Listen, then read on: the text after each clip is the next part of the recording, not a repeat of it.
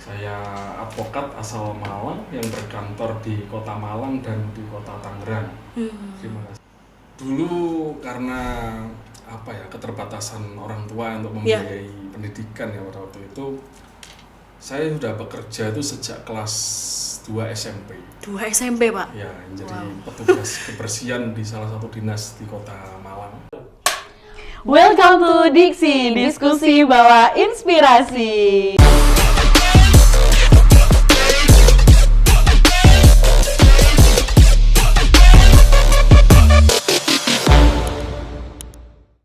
Welcome to Diksi, diskusi bawa inspirasi. Hai netizen di luar sana, apa kabar teman-teman? Semoga kabarnya sehat dan baik selalu. Oke teman-teman, kembali bersama saya Cindy Monik yang akan memandu jalannya podcast Diksi kita pada hari ini. Oke, langsung aja ya. Jadi tema pada hari ini, ya ini adalah tema baru yang diusung oleh Laboratorium Hukum yang bertema Pendidikan, Perjuangan, dan Dedikasi, terkait dengan advokat dari nol hingga sukses sampai sekarang. Nah hari ini tentunya saya nggak sendiri, saya ditemani oleh narasumber yang sangat luar biasa. Langsung saja kita panggil Bapak Didik Lestariono SHMH. Assalamualaikum Pak. Waalaikumsalam warahmatullahi wabarakatuh. Apa kabarnya Pak? Baik ya Pak? Alhamdulillah baik. Dari mana Pak? Ini tadi dari rumah, dari kantor? Dari kantor. Dari kantor ya Pak. Baik. Pak, sebelum kita masuk ke dalam perbincangan, boleh Bapak memperkenalkan diri dulu ke netizen di luar sana. Baik, perkenalkan nama saya Didik Lestariono. Saya advokat asal Malang yang berkantor di Kota Malang dan di Kota Tangerang. Terima kasih. Siap, terima kasih Pak. Di Kota Tangerang itu berarti buka cabang di Kota Tangerang gitu Kak Pak? Iya. Oh, Di wow. PSD itu tepatnya. Oh, di PSD, oke. Pak, teman-teman ini kan pada, kalau bahasanya sekarang tuh kepo gitu Pak, Ya. terkait dengan perjalanannya Pak Didik. Pak Didik kan juga sebagai mitra kami ya Pak ya di Fakultas Hukum. Jadi gimana sih perjalanan Bapak pada saat Bapak dari duduk di bangku kuliah sampai Bapak ada di posisi yang sangat luar biasa pada hari ini? Ya, seperti mahasiswa pada umumnya ya, pada waktu itu saya masuk di bangku kuliah di tahun 2008 dan lulus di tahun 2012.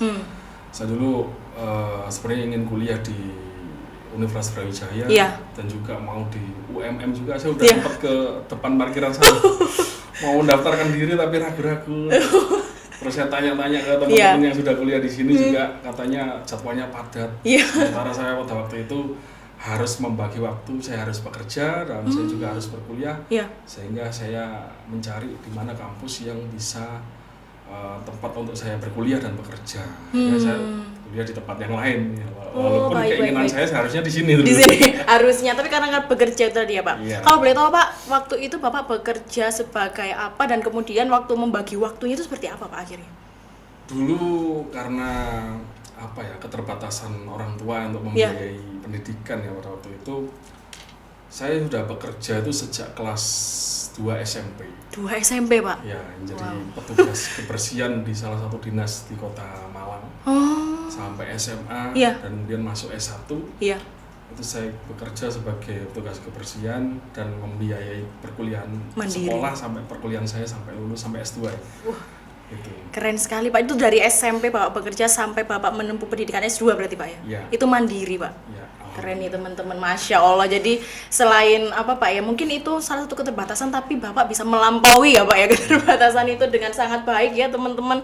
Jadi mungkin dulu perkuliahan itu adalah hal yang sangat susah ya Pak ya bagi orang-orang zaman dahulu, tetapi itu bisa diantisipasi oleh Pak Didik itu sendiri. Nah kemudian Pak, Bapak kan bekerja, kemudian Bapak berkuliah, itu nggak capek Pak rasanya Pak? Sebenarnya capek, jenuh, pusing, cuman karena saya harus memikirkan suatu kepentingan yang lebih besar di kemudian hari, yaitu cita-cita saya, maka saya harus bertahan di situasi dan kondisi yang seperti itu.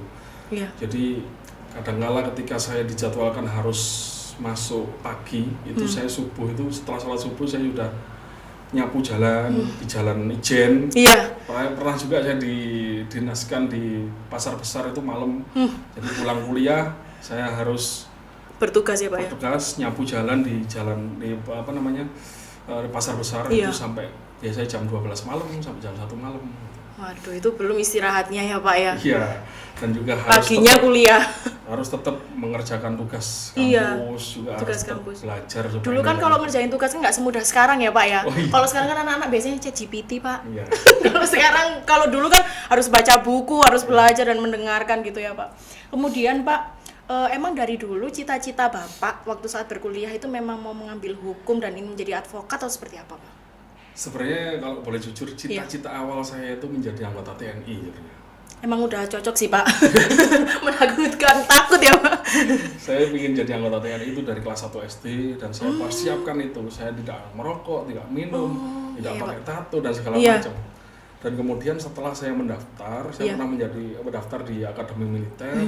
Lulus S1 pun saya pernah daftar di Perwira Karir. Oh iya. Semua tahapan tes itu sudah saya lalui dan dinyatakan lulus. Tapi tidak masuk ke pendidikan karena suatu sebab dan Iya, lain hal yang iya. saya tidak bisa Saya sebutkan, ceritakan. iya. Akhirnya saya pikir, oh mungkin jalan saya tidak di sini. Betul. Nah, disitulah kemudian saya berpikir saya harus mengenali potensi diri saya apa. Oh, karena saya kuliah di Fakultas Hukum, kemudian saya juga memiliki pemahaman hukum yang menurut saya cukup pada waktu itu, sehingga saya merasa saya lebih cocok sepertinya menjadi seorang advokat. Iya. Setelah kemudian saya mulai terjun ke dunia advokat. Pada saat Bapak menyadari bahwa Bapak itu mempunyai minat di bidang profesi advokat itu, yang terbesit pertama kali di pikiran Bapak harus melakukan apa Pak pada saat itu? Pendampingan atau seperti apa Pak? Pada waktu saya mengawali di dunia advokat ya kebetulan saja ada Iya. beberapa istilahnya para pencari keadilan Iya. yang dia ditipu oleh suatu perusahaan. Kok saya belum disumpah pada waktu itu, Iya. tapi mereka sudah minta tolong ke saya. Betul. Jadi itu merupakan suatu tantangan bagi saya untuk kemudian bagaimana caranya saya bisa membantu mereka. Nah, kebetulan mereka kebanyakan itu teman-teman saya sendiri di dinas tempat Kebersihan. saya bekerja Iya. itu. Ya. Dan alhamdulillah perkara mereka selesai. Dengan bantuan jenengan ya Pak ya? Iya, walaupun di luar pengadilan. Iya. Oh, berarti selesainya di non litigasi ya Pak Ya, ya? non-litigasi. Betul. Kemudian berarti itu adalah salah satu latar belakang Bapak ya Pak ya, menjadi advokat itu untuk membela kepentingan para pencari keadilan ini tadi ya Pak ya. Karena kan banyak Pak sekarang itu kalau misalkan kita nggak punya uang, kita nggak bisa membela diri kita sendiri kayak gitu. Jadi Bapak mungkin ingin membuktikan bahwa sebenarnya itu masih bisa diupayakan seperti itu ya Pak ya. Oke, kemudian Pak terkait dengan dunia advokat yang sudah Bapak geluti saat ini, bagaimana cara Bapak menjaga mitra dengan advokat lain, kemudian bagaimana Bapak menjaga citra nama baik Bapak itu sendiri sehingga sampai sekarang Pak? Kalau menjaga mitra dengan advokat lain tentunya yang kita kedepankan adalah profesionalitas. Kalau kemudian kita dimintai bantuan oleh mitra atau rekan advokat untuk membantu menyelesaikan permasalahannya, pertama kita harus memahami diri sendiri apakah Iya. kita mampu atau tidak. Betul. Kalau kita kemudian meyakini kita mampu, maka kita harus tunjukkan yang terbaik.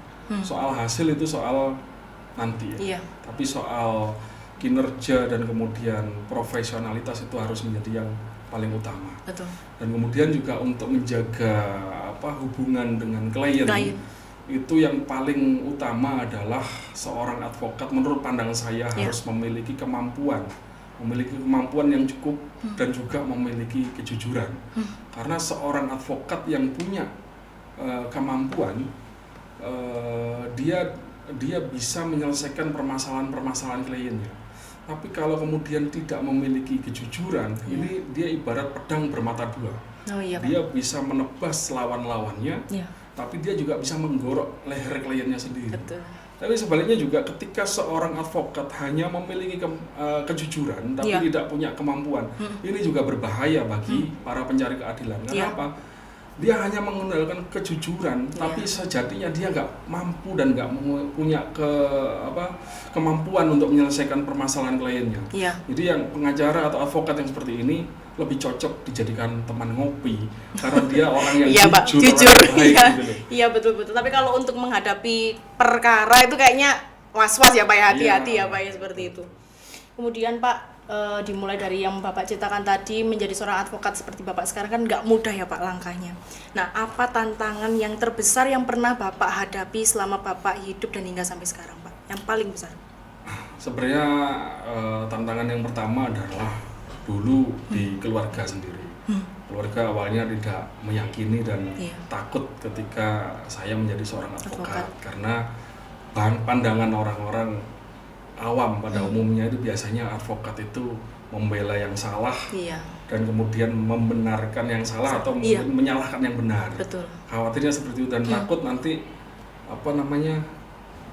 hasil yang diterima itu tidak halal. Tidak halal. Iya ternyata sampai di sini hal itu tidak terbukti. Itu yang pertama. Jadi keluarga merupakan suatu tantangan terbesar bagaimana caranya kita atau saya harus meyakinkan bagaimana bahwa advokat itu tidak seperti itu. Dan kemudian yang kedua juga sebagai advokat yang masih muda pada waktu itu, tentunya kita harus langsung dihadapkan dengan advokat-advokat senior. Yang lebih memiliki kemampuan dan pengalaman yang lebih daripada kita. Tapi kita di satu sisi kita juga harus mampu untuk memuaskan maupun memberikan suatu ketentraman dan kenyamanan batin terhadap klien kita. Artinya hak-hak yang harus didapat oleh klien kita harus terpenuhi. Kalau memang dia layak untuk dimenangkan, dia harus menang. Kalau memang dia tidak layak untuk dimenangkan, setidak-tidaknya dia harus diperjuangkan hak-haknya.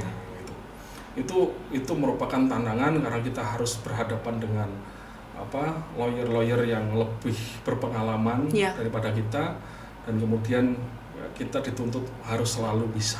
Betul. Karena itu juga akan nantinya berpengaruh pada karir kita ke depannya. Iya, betul Pak. Terus Pak, boleh nggak sih Pak diceritakan sedikit mungkin pengalaman Bapak ketika menghadapi klien? Ada nggak sih Pak klien yang kadang-kadang itu nggak sesuai dengan apa yang dibicarakan? Jadi kayak kliennya itu tidak menceritakan yang sebenarnya gitu Pak. Nah, apakah pernah Bapak mendapati klien yang seperti itu Pak?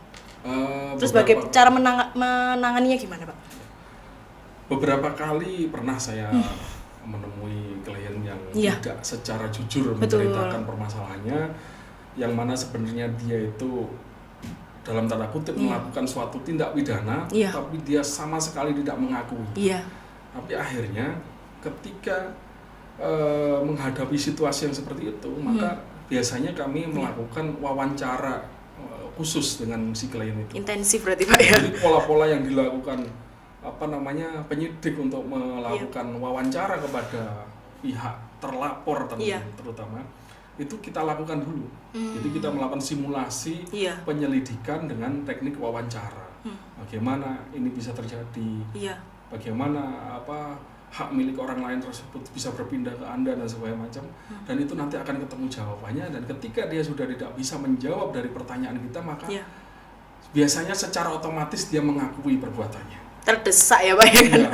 Akhirnya kita nggak sampai sudah terlanjur basah membela klien, kemudian ternyata kliennya melakukan suatu perbuatan. Akhirnya kita sendiri yang malu nanti di pengadilan. Betul Pak. Berarti itu juga butuh Pak ya, keahlian khusus ya Pak ya sebenarnya, karena nggak semua advokat kan bisa melakukan hal seperti itu ya Pak ya. Iya, biasanya karena pengalaman di lapangan. Betul. Jadi kalau sudah menemui situasi yang seperti itu, jalur yang paling memungkinkan untuk dilakukan adalah restoratif justice. Diupayakan bagaimana pihak pelapor merasa diuntungkan, pihak terlapor pun juga merasa diuntungkan. Jadi tidak ada yang merasa dirugikan. Iya, win-win solution itu tadi ya Pak ya. Oke Pak, kemudian dalam Bapak menggeluti dunia profesi advokat, Bapak mempunyai mentor nggak sih Pak, atau orang yang Bapak segani sampai sekarang ini? Setiap advokat memang wajib memiliki mentor ya. Karena sebagaimana diatur dalam Undang-Undang Nomor 18 Tahun 2003, sebelum kita menjadi advokat, kita harus magang selama 2 tahun. Nah, disitulah kemudian saya waktu itu magang ke Pak Yudi Cahyana namanya. Beliau kemudian memberikan kesempatan magang kepada saya, dan pola beliau untuk memberikan pendidikan itu dengan cara yang lebih keras lah daripada advokat yang pada umumnya. Yang mana saya harus diwajibkan untuk bisa mendapatkan klien sendiri atau meyakinkan masyarakat, kemudian perkara itu dibawa ke kantor, dan disitulah kemudian saya baru bisa belajar. Artinya saya baru bisa belajar kalau saya bisa membawa klien. Bagi saya itu hal yang positif ya menurut saya, karena dari situlah kemudian saya selalu berpikir kalau kamu pingin pinter, kamu pingin cerdas, kualitasmu pingin naik, maka kamu harus punya banyak klien. Betul. Kamu harus punya banyak kuantitas, karena kuantitas nanti akan mempengaruhi kualitas. Iya. Dan yang kedua, orang yang saya segani adalah namanya Mas Bakti Riza Hidayat. Beliau adalah rekan yang seangkatan di Sumpah di Pradi pada waktu itu. Baik. Cuman beliau yang awal mula ketika saya jadi pengacara dan saya tidak tahu apa-apa, tidak tahu siapa-siapa, yang kemudian menggandeng saya dan memberikan banyak perkara, dan saya dituntut untuk bisa menangani perkara-perkara yang dipercayakan kepada saya. Sehingga dari situ saya banyak belajar, dan kemudian saya sudah pada waktu itu setelah 2 tahun saya pamitan kepada beliau dan saya membuka kantor sendiri. Dan alhamdulillah hingga saat ini di kantor kami itu tidak pernah kurang dari 200-an perkara tiap tahun. Wow. Capek ya Pak ya 200 perkara Pak. Oh seperti itu. Berarti Bapak sendiri sudah memulai mendirikan kantor secara mandiri itu di tahun berapa Pak? Tahun 2017. Oh 2017. Jadi saya disumpah 2015.